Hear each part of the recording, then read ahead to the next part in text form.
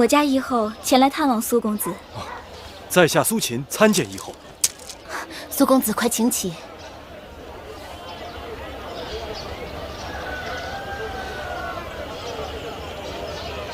可否进去说话？请。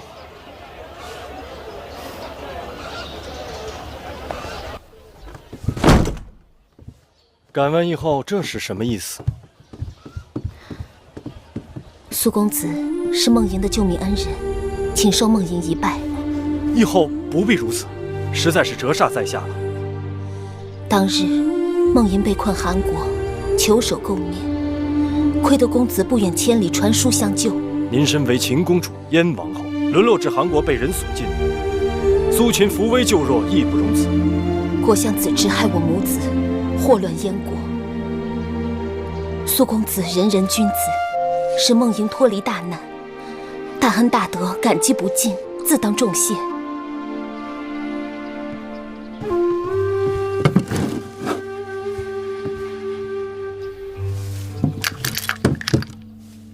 公主把苏秦当成何人啊？苏公子救我于水火，梦莹无以为报。苏秦和义后乃是道义之交，苏秦只求惺惺相惜。现在看来，义后也不能免俗啊。苏公子洁身自好，梦莹知道，这点财物在公子眼中实在是一文不值。义后若真想谢苏秦，只把苏秦当做一个故友吧。至于这些财宝，在下不会接受。梦莹愚钝，既羞辱了公子，又羞辱了自己，还望公子见谅。哎，义后不必过分自责。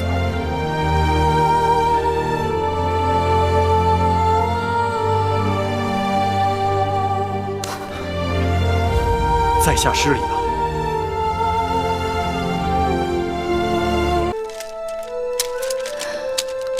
真是绝世良才，可惜啊，可惜。妹妹看到了什么好文章，竟然如此感叹？是苏秦。苏子的策论可谓辩才无碍，满腹经纶。既然如此，还不赶快举荐给大王？这只怕有些不妥。有何不妥？苏秦的策论言辞犀利，论点精辟，但他的主张其实与张子相差无几。这有什么不好吗？从策论中可见苏秦孤芳自赏，桀骜不驯，这等清高之人极易过分偏执。你可知行走列国，游说君王，凭的不仅仅是学识，还有洞察人事。朝堂之上若不知缓转，只怕很难与他人相处。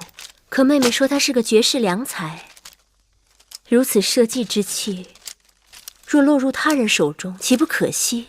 世上难有两全其美之事。正因为苏子才华横溢，国士无双，才让我想起公孙衍弃官而去的前车之鉴。一山不容二虎，眼下秦国朝堂之上，张子深得大王重用。从策论中可窥知苏子的谋略主见与张子相似。若引荐苏子入朝，他与张子相处和睦还好，若是不和，只怕会让大王十分为难。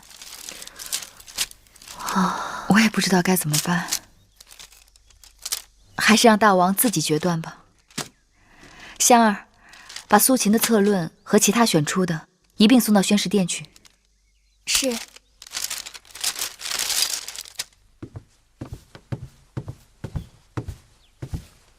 大王，苏秦求见。何事求见？承明殿已将苏秦的策论送来多日，他想请大王面见，一述策论。这策论可有芈月的特别推荐？那就先退回吧。是。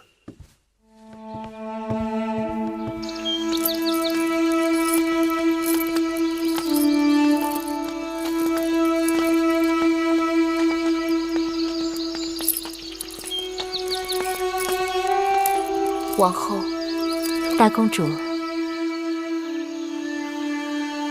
大公主脸色不好，是不是哪里不舒服啊？派去出使赵国的甘茂大夫回来了。甘大夫把公子直接回来了？没有。赵侯雍先是称病不见，后又百般推诿，交涉没有结果。就算如此，大王也还是会另想办法的。王后费心了。无论怎样，大公主能在韩国将求救书信托人带出，一世吉人天下，十分难得。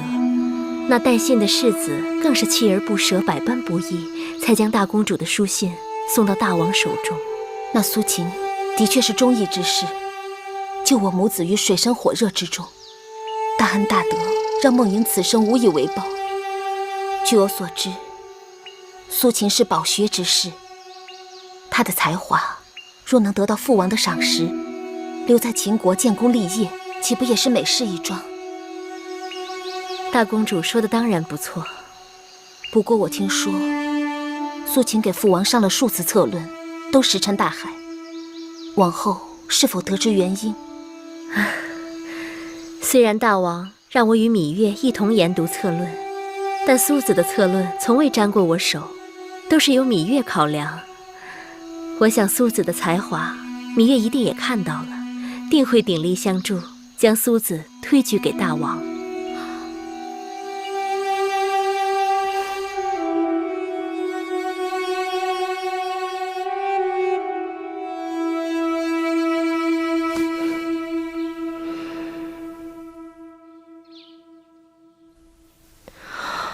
什么时辰了？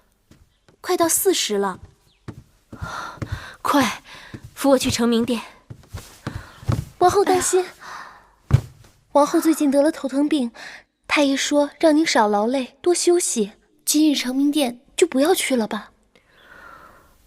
每日策论呈给大王，都是芈月在那儿自说自话，大王偶尔找人来研讨，眼里也都只有芈月一人。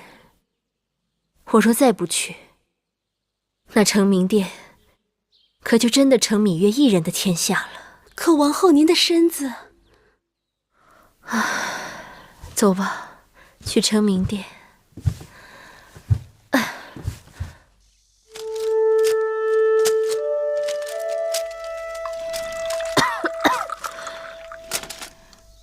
姐姐，你身子不适，还是早点回去歇息了。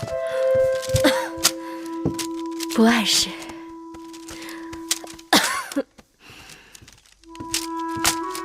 芈月，哎，大公主，大公主来了。王后，快来。听太医说你身子还虚着，我正打算抽功夫去看你呢，你怎么就过来了？你去看我和我来看你有何不同？况且我在宫里闲极无聊，只是一心念着我的孩儿。我若不出来跟你说说话，恐怕会愁闷死的。可外面天气那么冷，哎呀，你手冰冷。香儿，快去好好烹一炉茶来。是。父王果真信任你，把这些重要的异国之策放到案头，由你随心所欲挑选安排。哪敢随心所欲，明明是战战兢兢，唯恐有所疏忽，有所遗漏。芈月做事一丝不苟。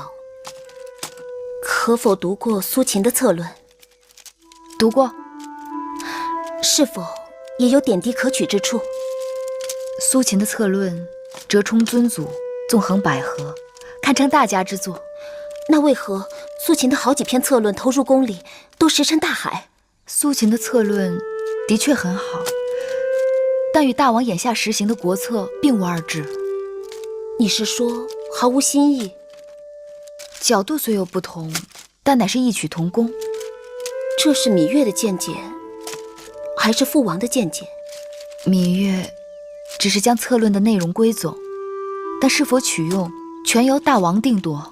这么说，父王的定夺，多少还是跟芈月的归总有些干系。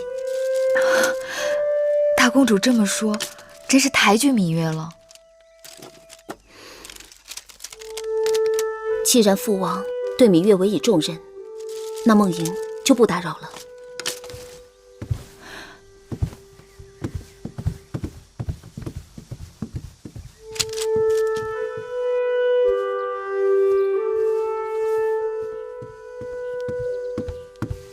大公主，王后来了。她怎么会来我这儿？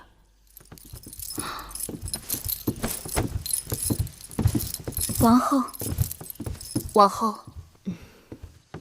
王后难得来我这儿啊。王后请坐。大公主也坐。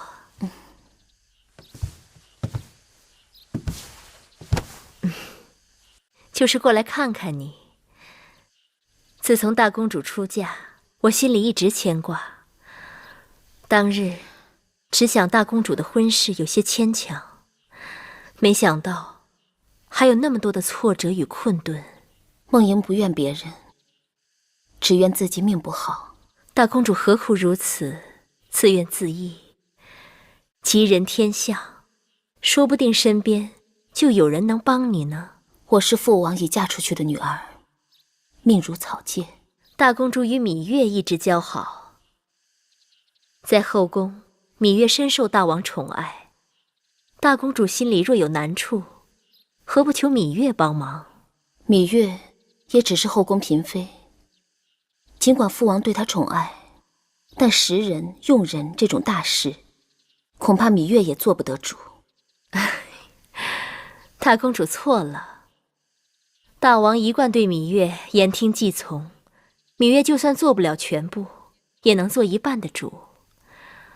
大公主应该知道，张子张相在朝中的地位无人能比。父王爱惜张子的才华，张子有才不假，但若无芈月，他怎可能在朝中要风得风，要雨得雨？既然芈月能帮得了张子，就能帮得了苏子。张子与芈月的情分与他人不同，张子曾对芈月有恩，芈月知恩图报也不为过。所以芈月不愿有人在朝中与张子并肩，互争短长，也是情理之中。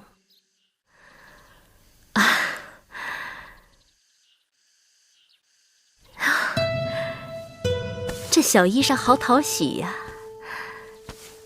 是大公主为公子侄做的。我日日除了思念孩儿，还能有何事可做？给他做一些衣裳，一点点裁剪，一点点缝纫，就像一点点摸着他的小身子。公子侄真是有福气，我可从没给当儿做过这么多的衣裳。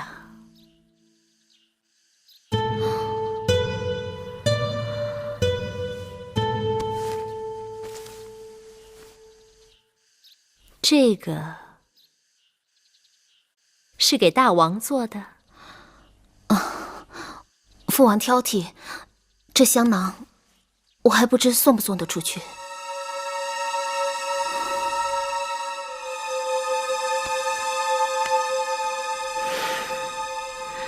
做得真精致。大公主向来心高气傲，今日看她的模样，却可怜得很。我原本只是猜测，今日之事真是巧中带巧，一下子看破了她的心思。大公主的心思吗？心高气傲的人，越是容易显露自己的心思。她是对那个落魄世子情有独钟。王后说的是哪个世子啊？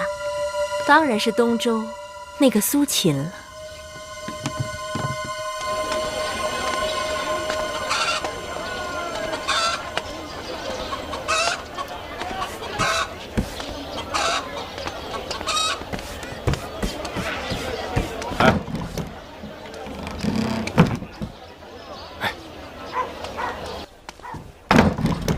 苏先生，苏先生，这壶中没有水了，去给我打水。哎，你已经欠了2个月的房钱了，而且这个月用的竹简钱都还没给，要不您想办法把这钱先给结了。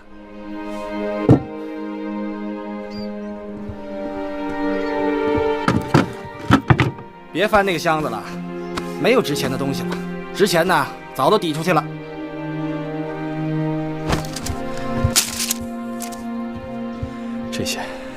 这些拿去卖了吧。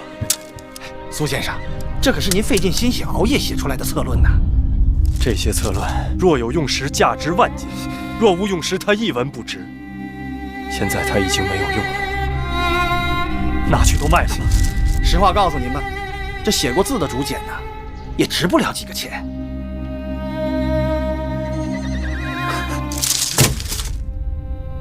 那你说，这个房间里还有什么值钱的东西？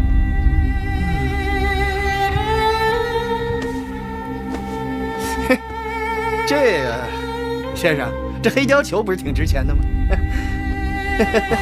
好眼光，也就它还能值几个钱。但眼下天渐凉了，我也就这一件可以御寒的衣服。先生先想拿过了眼前，再想明日的冷暖吧。啊，要不我马上送去典当了。哎，拿走拿走，别再来烦我。嘿。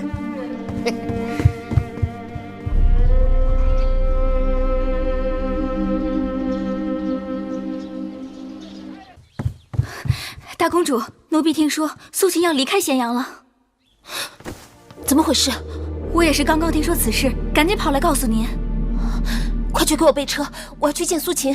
可您的身子……我身子怎么样，自己心里最清楚。快去！是。来人，给我更衣。好皮子，那呆子哪里识货？说是当了，他就信了。哎，他已穷困潦倒，哪还顾得了这么多呀？你看来了。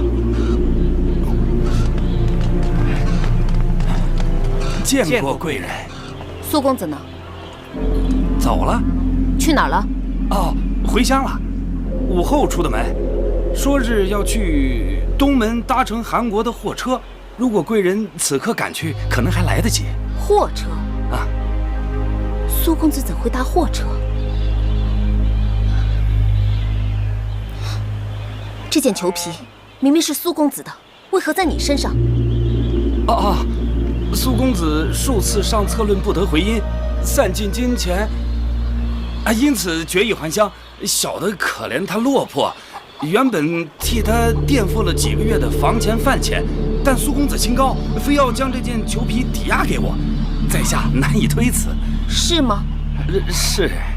那为何苏公子走得如此匆忙？好像是有事儿。可能家里有事儿。住口！肯定是你们敲诈盘剥，苦苦相逼。冤枉啊！冤枉啊！贵人，冤枉啊！如果贵人能赶得上，请将这件裘皮转交给公子。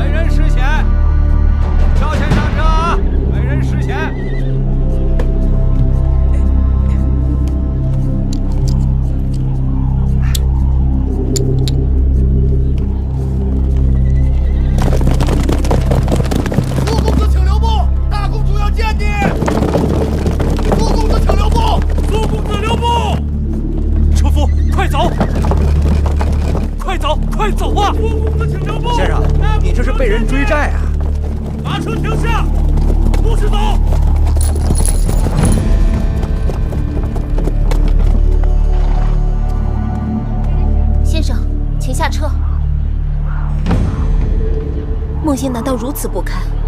先生不辞而别，我赶来送行，你竟然不愿下车？下车！你给我下车！先生，你下车吧，免得这位女子大开杀戒。你还是下车吧。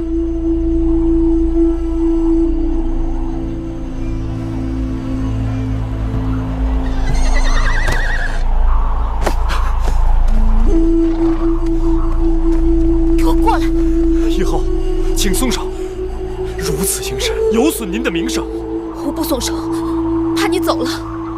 我不走，即使我想走，车夫也不敢走。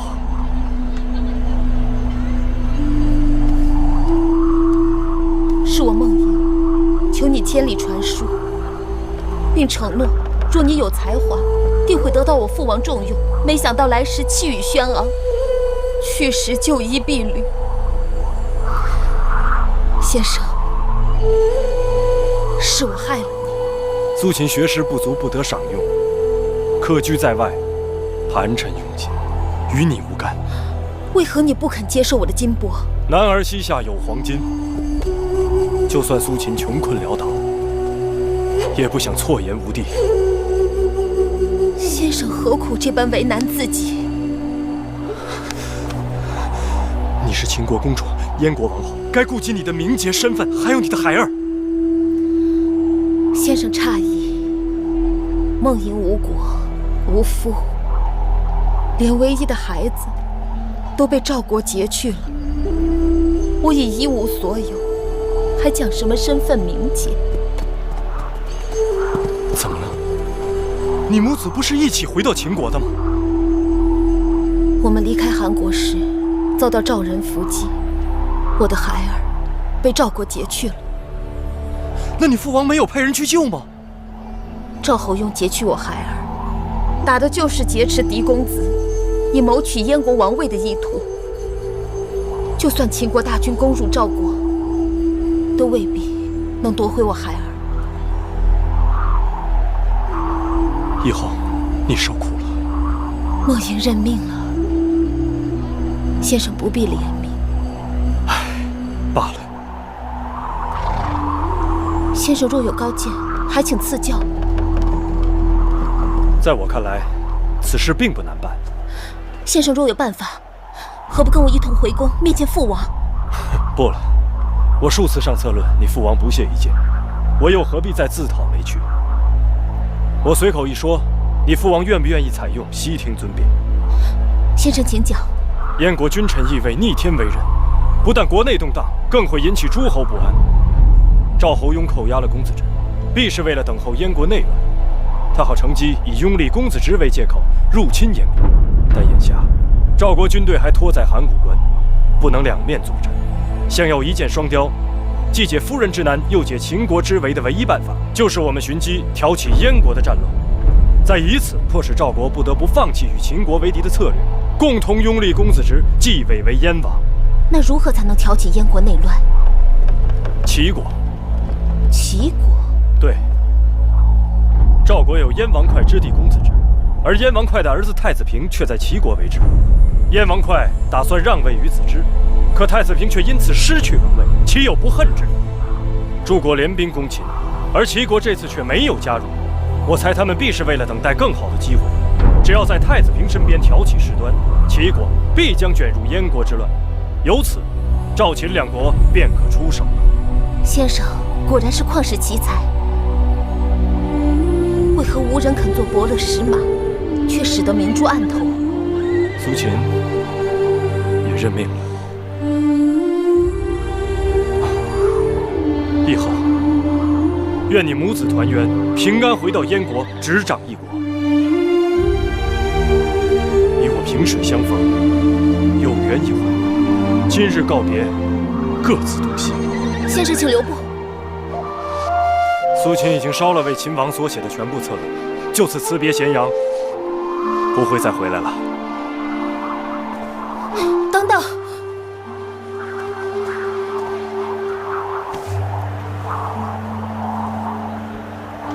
如鱼饮水，冷暖自知。望先生的这件貂裘能带给先生梦莹给不了的温暖。先生，好生保重。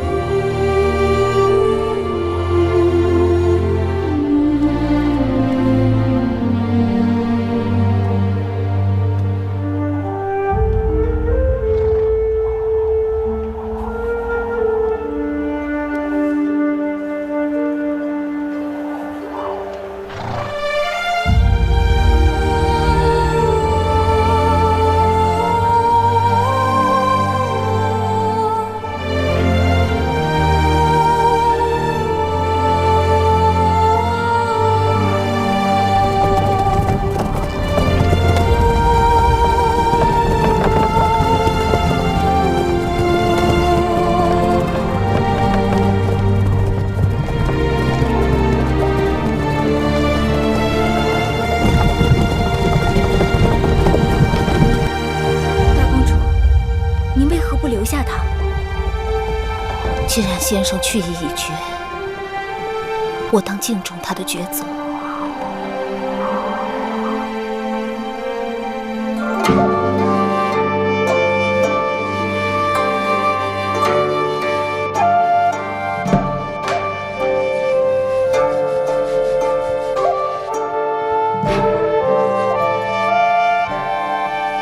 王后，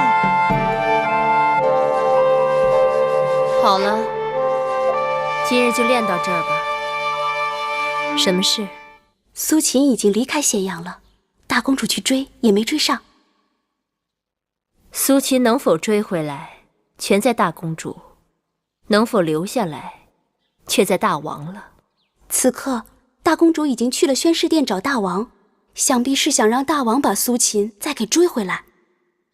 父王，如此一来，诸国困秦之局可转化为列国困燕之局，秦赵两国更可借鹬蚌相争，成为最后的渔翁。这全是苏秦想出来的。是啊，父王认为是否可行？类似的谋略，张仪也提过。看来苏秦的确有才。的确如此。大王，王后来了。让他进来。是。孟莹，你先回宫歇息，我会派人速速追回苏秦，并和众臣商议此事，争取让齐王早日发兵燕国。谢父王，孩儿告退。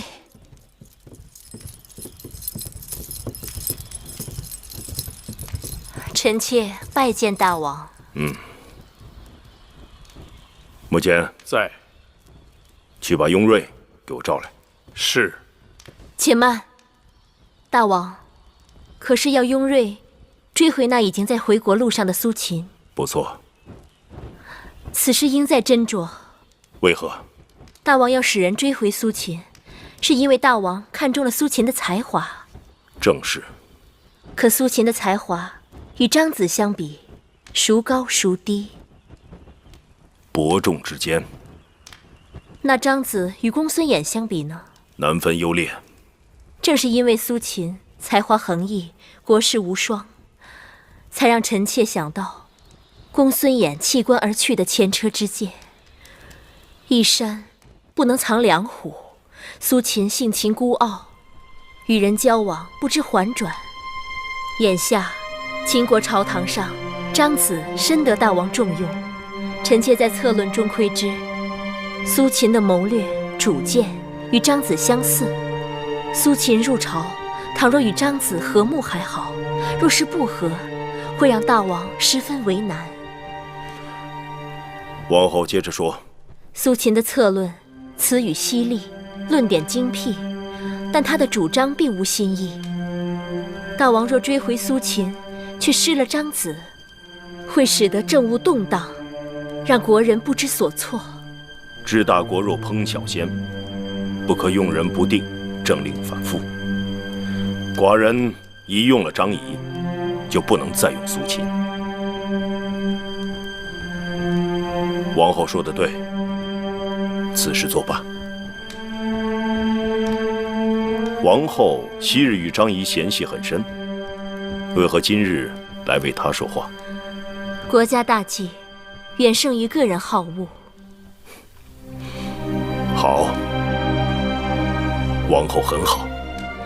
大王谬赞，臣妾只是想尽微薄之力，为大王分忧。王后祸目开金，达人大官，寡人从此要对王后另眼相看。舒儿过去散逸懈怠，全是舒儿的不是。我得舒儿，如周武王得一江，楚庄王得樊姬也。大王，臣妾哪比得上一江、樊姬那样的贤后？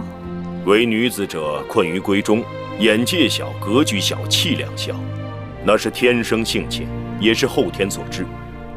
古往今来，很少有女子能够出类拔萃，卓绝群伦。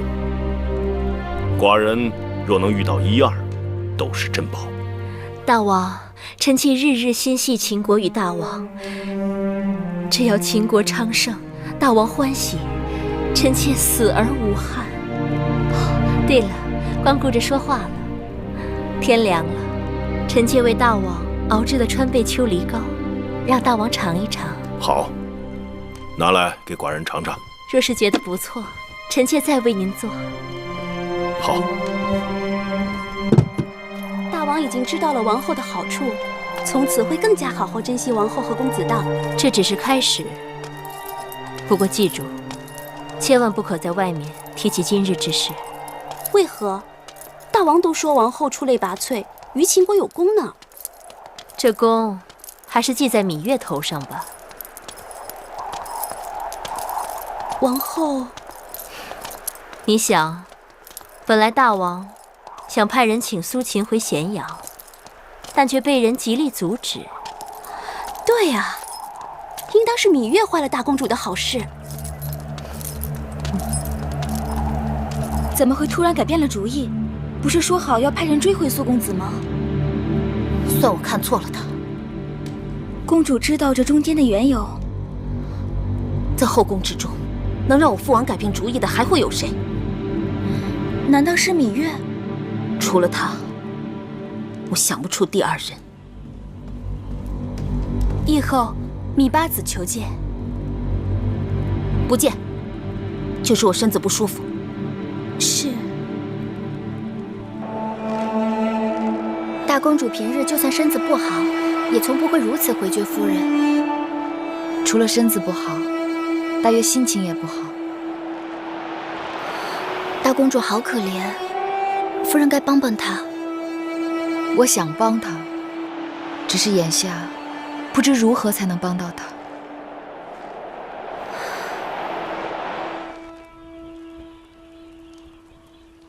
自上次司马将军大胜后，双方战事一直僵着。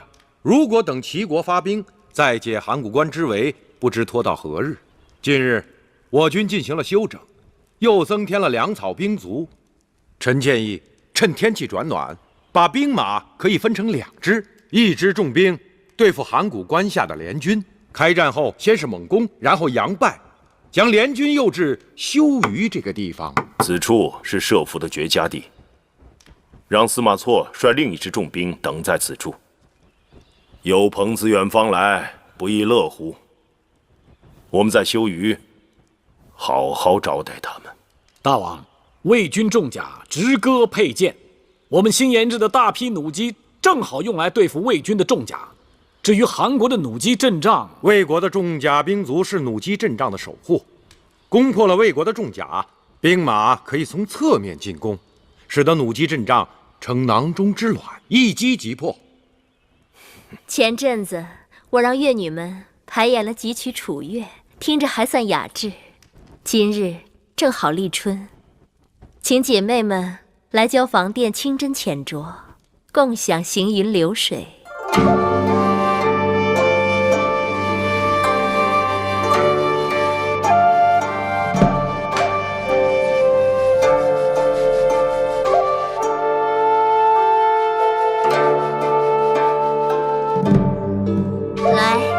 姐妹们，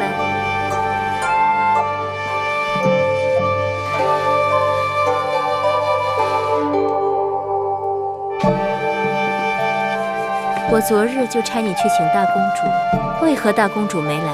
婢子去了2趟，可大公主身边的人说，大公主身子不适，不来了。月妹妹，你与大公主一向热络，不知梦莹的身子是否要紧？我去探望过几次，但大公主一直不肯见人。大公主一定在与人怄气呢。她是大公主，她那身份容得下与人怄气。怎么，是芈月阻拦大王迎苏秦回咸阳的吗？宫里都是这么传的。芈月与梦莹情同姐妹，她为什么要这么做？说是为了张仪。几位姐妹聊得好热闹，能否说出来，让我也听听？王后，大公主病得蹊跷，依臣妾看，还是得请一位靠得住的太医去诊诊脉才好。妹妹提醒的是，珍珠，奴婢在。你去找太医令，让他派个好点的太医专门照料梦莹，好好调理她的身子。是，奴婢这就去办。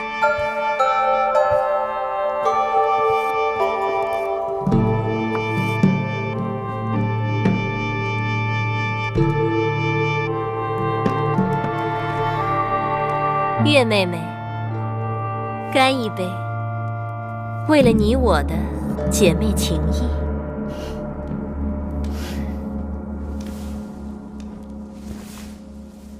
公元前317年，秦前左庶长初里基率军出函谷关，反击韩赵魏3国联军，于修余大败联兵，斩敌8万多，俘获魏国大将申差和赵国公子可，韩国太子焕战死。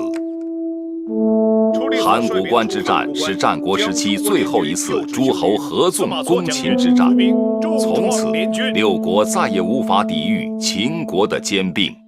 今儿饿不饿呀？要去多吃一点，好不好？好。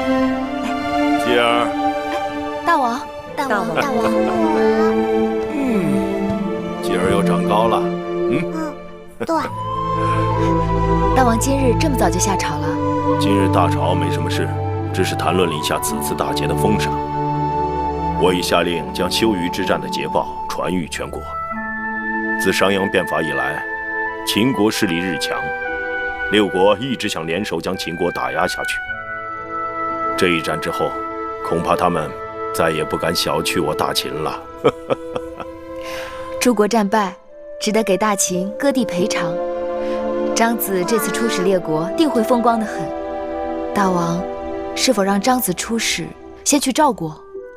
我知道，你这是为大公主计。哎，好香的饭食啊！寡人在这里用晚膳。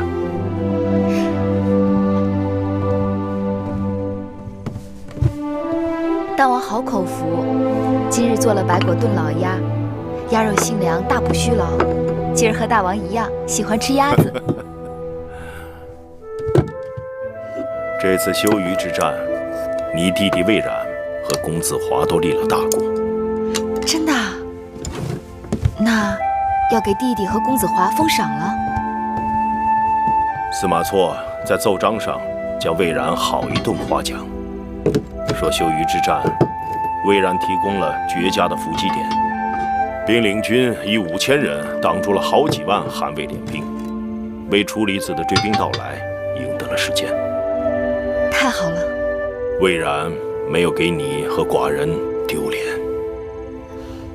月儿，该感谢司马错将军调教有方。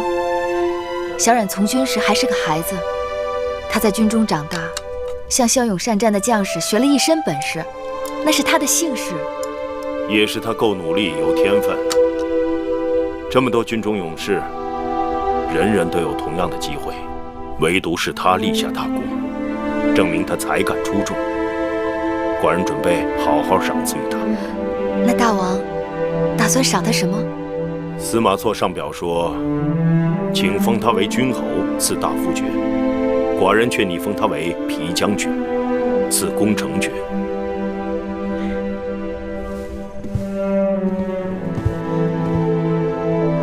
月儿多谢大王。小丫头，此次为何不谦让了？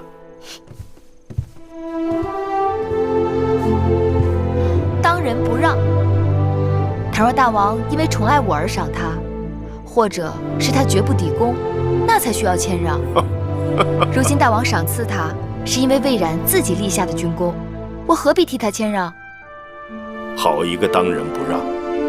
更何况，大王欲提拔军中青年将领，以替代世袭军将以及老军头，月儿深以为然。眼下前门收拾了猛虎，后门该教训恶狼了。寡人腾出手来，打算关照一下搅扰我大秦多日的一群人。那大王打算让谁去？我知道了，定是那个刚刚被封了皮将军、赐攻城爵之人。大王放心，魏冉定会知恩图报，再立新功。知寡人者，芈月也。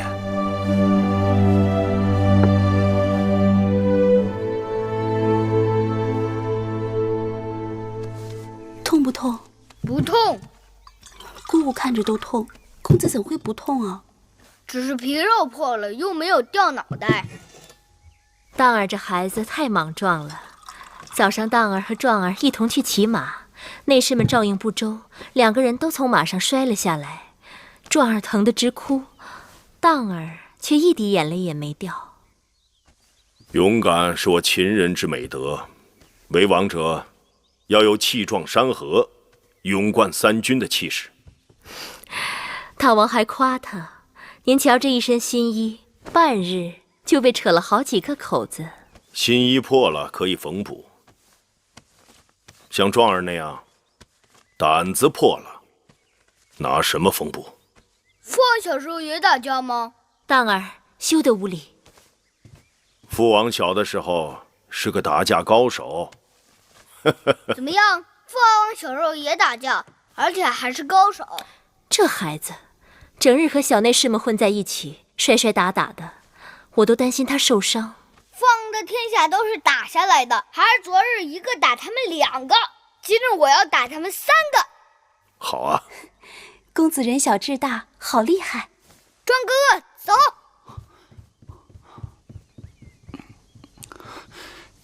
父王，母后，儿臣告退。你们也下去吧。同是兄弟，相比之下却大相径庭。荡儿自小最像我，骁勇果敢，有胆量，王者风范。大王如此夸赞，我是担心惯坏了荡儿。明日让荡儿搬入成明殿偏殿读书，寡人也好时时对他指教。谢大王恩宠。寡人回成明殿去了。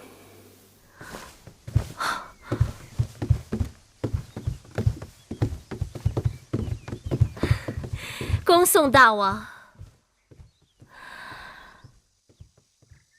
人家都说进了成明殿偏殿读书，就是为立太子做准备。大王当太子前也是在成明殿读的书。这话不可到外面乱说，让大王听见就不好了。王后，大王还下令封了芈月的兄弟魏冉为皮将军，赐功成爵，还不都是因为芈月？且不说芈月在大王眼中的分量，那魏冉封爵是因为在函谷关立了军功，只可惜我身边没有一个能为我争天地的好兄弟。不过大王最中意咱们公子，王后有了公子，再高的爵位哪比得上未来的大王？昨日甘茂与张仪在朝堂上又吵了起来，甘茂和张仪历来不和，大王提拔军中新进少年替代世袭军将，必然引起甘茂等朝中旧人和老将军们的不满。珍珠，你去给我拿500斤，外加100匹楚锦，给甘大夫送去。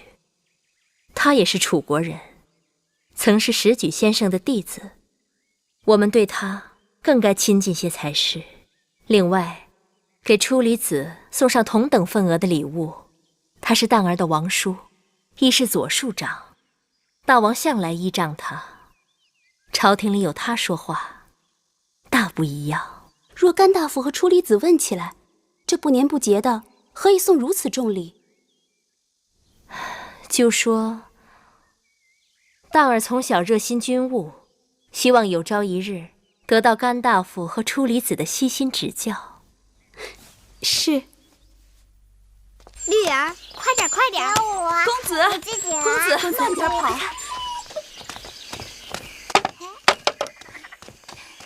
公子，这是你通哥哥，快跟通哥哥打招呼。通哥哥好。公子，这是你的弟弟公子季。去摸摸小狗狗。季弟弟好。我可以摸摸他吗？你可以抱抱他。弟弟。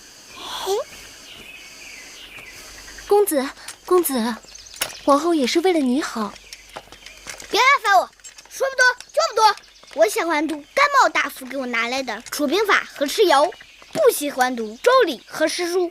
可你不读周礼和诗书，将来如何当太子？如何当大王？读兵书，会打仗，将来就可以做大王。嘿，小狗儿，公子，公子，丽儿，快过来，快过来，你抱它一下。哎呦，公子，你怎么推人？没看见，不是诚心的。我是哥哥，你怎么对我如此无礼？哈哈，你还好意思当哥哥？风一吹就倒。你以右犯长，不知礼仪廉耻。我是嫡公子，将来还要做太子，你不给我让路，你以下犯上，以贱犯贵。你当得上当不上太子是父王说了算。好，就算我当不上太子，可眼下本公子也就推你了，你又怎样？你欺负人，欺负你又怎么样？别跟他一般计较。你这孩子怎么无人管教？竟然冲撞嫡公子，还不快快赔罪！是大哥哥先推倒了通哥哥。你这么点小人，能知道什么？我知道讲理。公子说得好。玉儿，我们走。你走，小狗留下。你为什么抢我的绿儿？这是我的狗，又不是你的。啊！臭狗！绿儿，绿儿，绿儿！你摔死了绿儿！你赔我的狗！你赔我的狗！你赔我的狗！哎呀，我怕。公子没事吧？公子头，来，怎么样？公子头。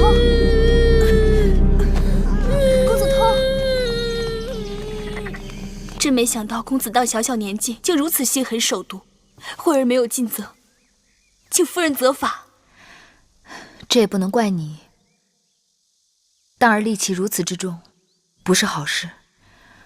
不知王后是否有所察觉？公子通头上流了好多血，那小狗也死得好可怜。樊长史应该带着公子通去找大王讨个公道。小孩子间打架，如何让大王评理？再说了，那樊长史是最胆小怕事的人，那樊长史就只能把委屈咽在肚子里了。戾气伤人，既伤自己，又伤他人。可高兴啊，东哥哥哭了。继儿，咱们把那2只小黄鸟送给通哥哥好不好？好。继儿是个和善的好孩子。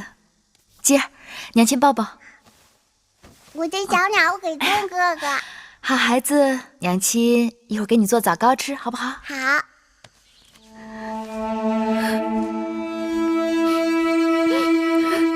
樊长史也别太伤心了，小孩子伤口长得快，换几次药就会好的。那公子当欺人太甚，童儿与他也算是兄弟，可他却下此狠手。娘亲莫哭，孩儿以后多吃饭，快快长，长大了为绿儿报仇。童儿休得瞎说。那淫荡是嫡公子，他娘亲又是王后，你哪里惹得起他们？是嫡公子就可以欺负人吗？那通儿和娘亲就要永远被别人欺负吗？小孩子说话都是无心的，樊长史也别太在意了。夫人，八子身边的惠儿来了。樊长史，八子让我过来看看公子通伤得厉害吗？这是一盒生肌神仙散，八子说是治跌打的灵药，给小公子敷上，等伤口好了以后，连疤痕都不会留。不错，这里面有川贝、冰片、龙骨、麝香，的确是好药。这个是公子季送给公子通的小黄鸟，公子季说等有功夫，他来陪哥哥一起玩。回去替我谢谢八子，告诉他，等过一日通儿好些，我便亲自带着他去八子那儿道谢。樊长史不必多礼，惠儿告退。智婆婆，你看这2只小鸟多好玩。有些人我们惹不起，却躲得起。可有些人，我们一定得记住人家的好啊。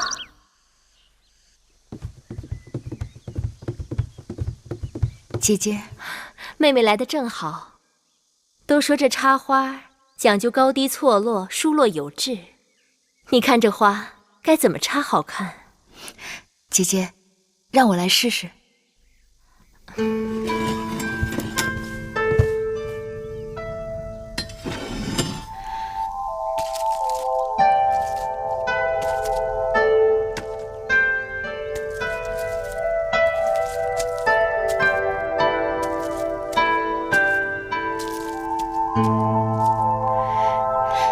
姐姐，你看，这样如何？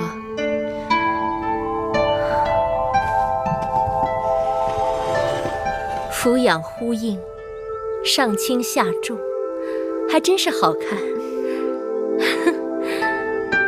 快，把这花拿到当儿屋里去。是。赐座。是。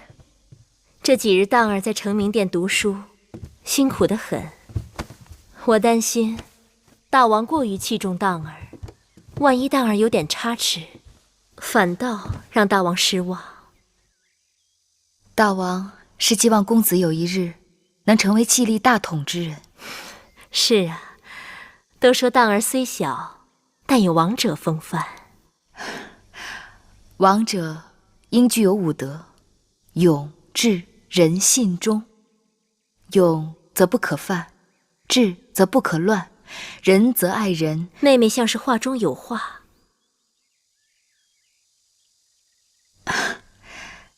姐姐可知，昨日当儿在园子里为了公子通养的一只小狗起了冲突。果真有此事？是，王后。怎么回事？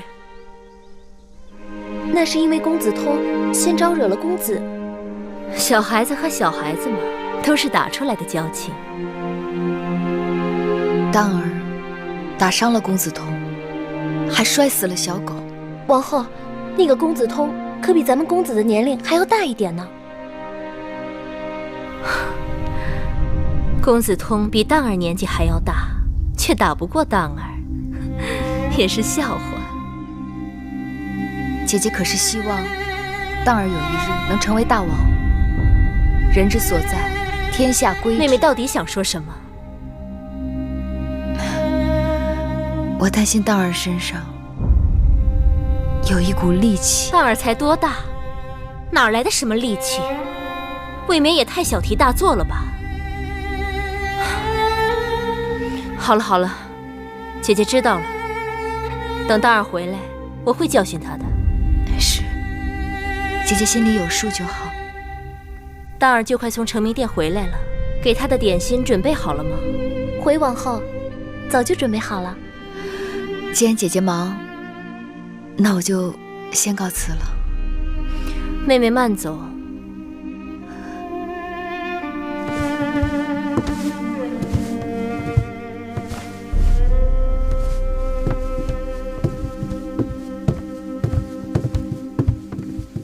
上门数落我们公子，不过是极恨大王恩宠我们公子，没有抬举他家孩儿。哼！八子虽说好久没来马厩了，但那匹马我都让这儿的人小心伺候着。老朋友，好久不见，你脾气还是那么大吗？一区人的种生猛得很，这平日都没人敢招惹他。一会儿等他吃饱了，带他去透透风。是。大公主，大公主，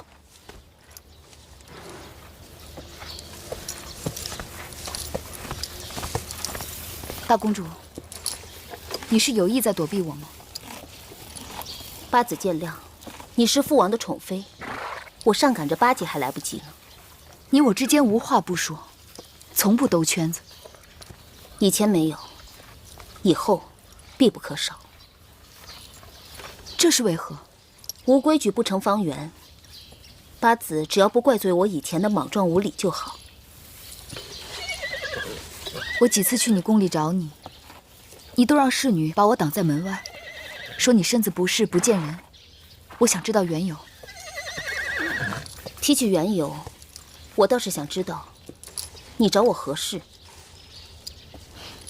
燕王哙让位给子之，齐人已经借太子平之名准备攻打燕国。大王派张子出使，与赵侯雍相约，等燕齐两败俱伤之时，共伐燕国。祝你和公子之复国。好高明的计谋，的确高明。这计谋不是你的，也不是大王的，好像并不完全是那个以锦囊妙计著称的张仪的。大王告诉我说，这是苏秦的主意。他苏秦数上策论都被退回，可见父王身边人才济济。为何父王还要听从一个落魄世子的计谋？大王唯才是举，物有所疑。这话他人或信，我却不信。为何？张国相是八子的至交好友，他人耀目，岂不使得国相黯然？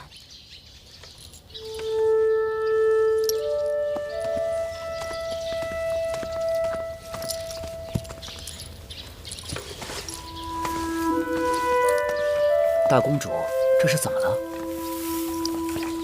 恐怕他对有些事情误会了。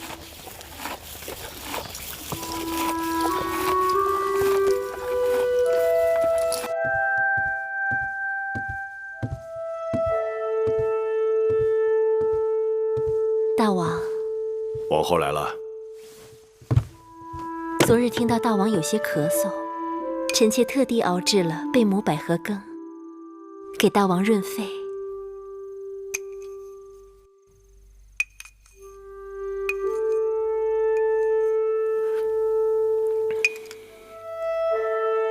加了蜜糖，很可口。自从函谷关大捷，大王名扬四海，接下来大王准备如何？王后猜猜。那就是帮着梦莹母子复国。错。大王准备巡幸伺机。比那更重要。公子们都即将成年，大儿也过了8岁，望9岁了。大王是该看远一些。臣妾猜测，大王是……寡人已经教训了韩赵魏3国，下一步就是收拾老在寡人身后趁火打劫的义渠人。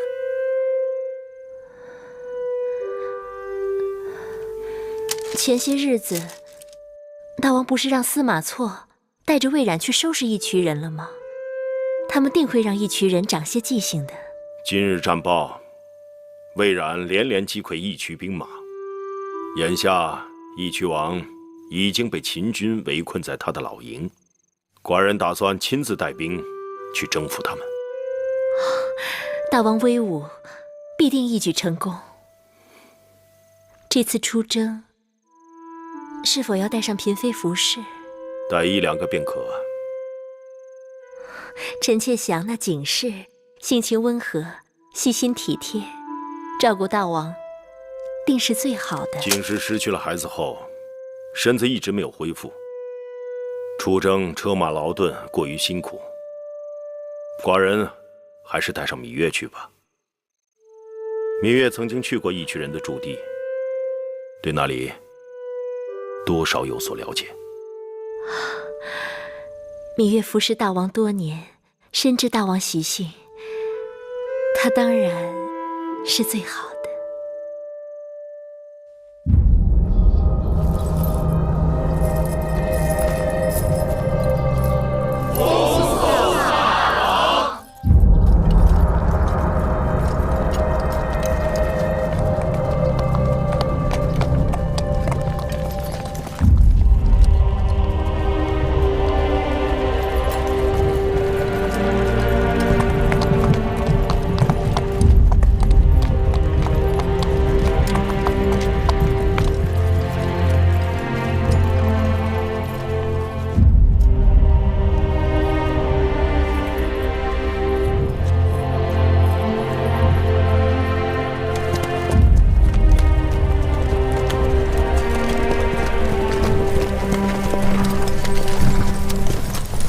魏冉拜见大王。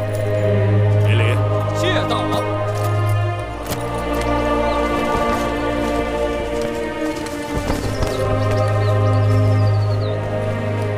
这就是义渠老营吗？是。他们有多少人马？不足10000人。眼下义渠苟延残喘。司马将军、魏将军，你们以为下一步战局如何？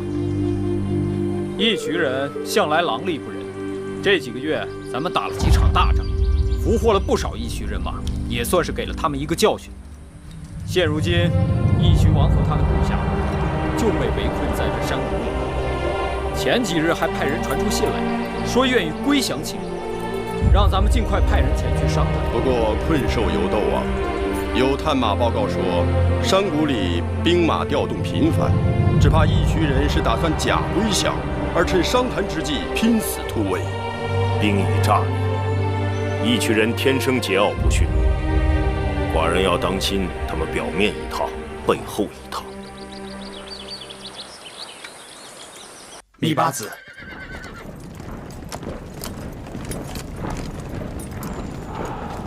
大王，丫头啊，可见过了你弟弟魏冉啊？他在军中军务繁重，哪里顾得上？寡人见过他了，年轻有为，英武不凡。等收复了义渠，你们姐弟俩就可以好好相聚一下。谢大王。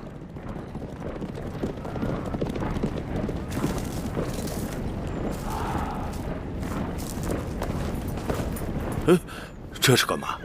大王别动，给你戴顶花冠。好看。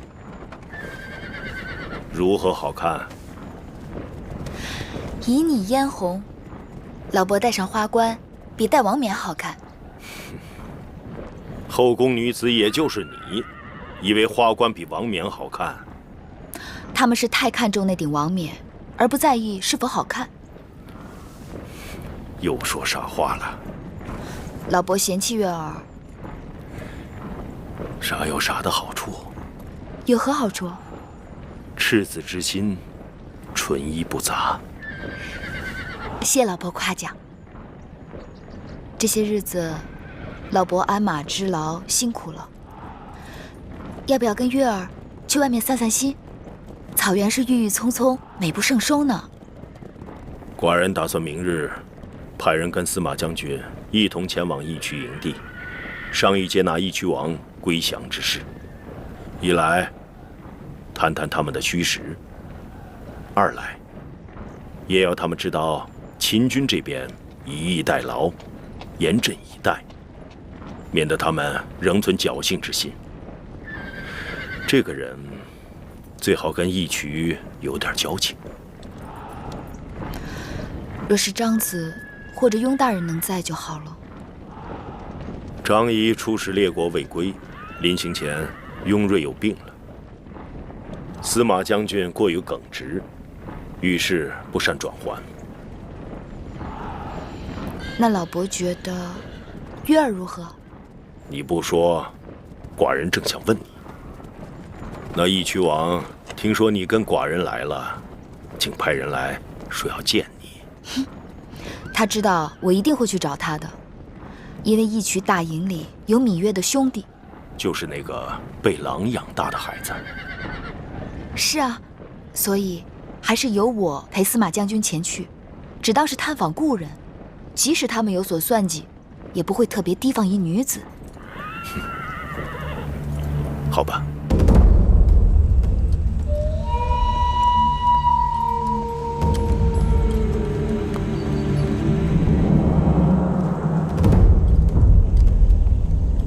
司马错拜见义渠王。义渠王，别来无恙。月公主，听说义渠王打算率部归降，八子特来探望故人。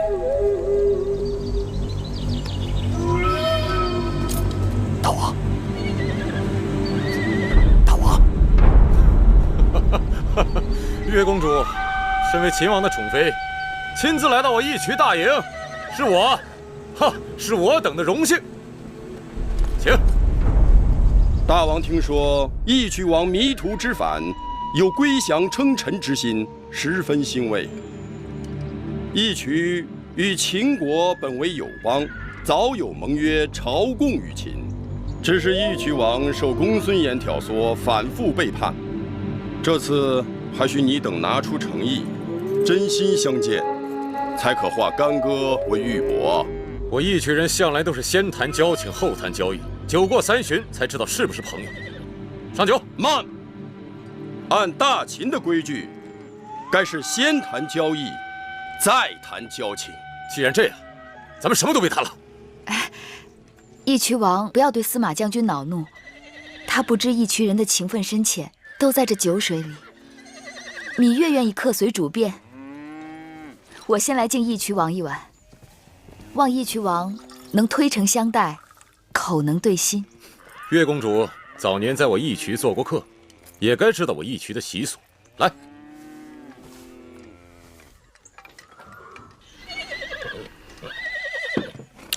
司马将军，既然如此，在下也敬义渠王一碗。干！干！这些年，我一直牵挂留在义渠的亲人，不知小狼弟弟可安好？还小狼呢，那小子如今都已经是头狼了。义渠王古道热肠，能否方便时恩准芈月与弟弟一见？好，没问题。司马将军，来，再干！干！司马将军，你也是初到义渠，我虎为敬你一碗。多谢。干！月公主，你我是故人，我敬你。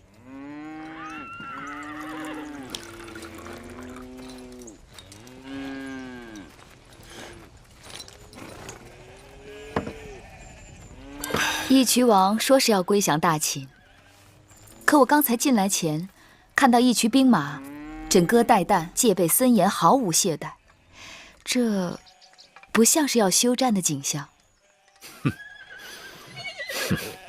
我们义渠人的命是自己的，这睡觉也得睁一只眼。这是你的老营，是你们义渠的地盘，你若不想归降，秦军谁又能围得住你们？可见我义渠人归降之心绝无虚假。明明是待价而沽，却说自己诚心实意。你那义渠草原大半都到了秦国手中，你就算逃出这山谷，又能有何作为？如此说来，我义渠只能向秦国称臣了。不过，我既已称臣，秦王必须以礼相待，从此两下相安无事。可秦王要的，并非是义渠名义上称臣，而是真正的归降。义渠王去王号，改称义渠君，也就一字之差。义渠治理也都要推行秦法。什么？义渠是我的义渠，为何要推行秦法？既然义渠王对秦王称臣，那义渠就该是大秦的国土，推行秦法也理所应当啊。你要是这么说，归降之事不谈也罢。义渠王糊涂，你想想，自从大秦推行新法，国强民富，天下无敌，立威诸侯。既然秦法对治国治民有好处，你为何不先试一试再说不呢？义渠人有义渠人的活法，为何要向别人学？你那活法若好，就不会被秦军铁桶般围在这山谷里。你们归降已经是城下之盟，但秦王仁义，他已经答应将占领的义渠土地全部交还于你，并由你来管辖推行秦法。从此大秦就是义渠的后盾，遇上天灾，大秦就是义渠的粮仓；遇上敌手，大秦就是义渠的帮手。这有何不好？义渠王是聪明人，秦王愿意从此与义渠化干戈为玉帛，秦国强大，义渠也强大；秦国富足，义渠也富足。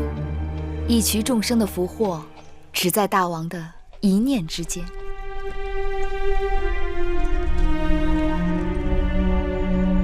义渠王，我何时能见我弟弟？本王改主意了，我看你们姐弟还是先别见了。啊，义渠王这是何意？等我们这桩买卖真正谈妥之后，你们姐弟再见也不迟。大王，谢大王。谈判的人已经回来了，义渠人接受了全部归降条件。好，义渠人这次总算学乖了。那还等什么？我们可以举杯庆贺了。是。魏将军，你姐姐很好，有空去看她一下吧。谢大王。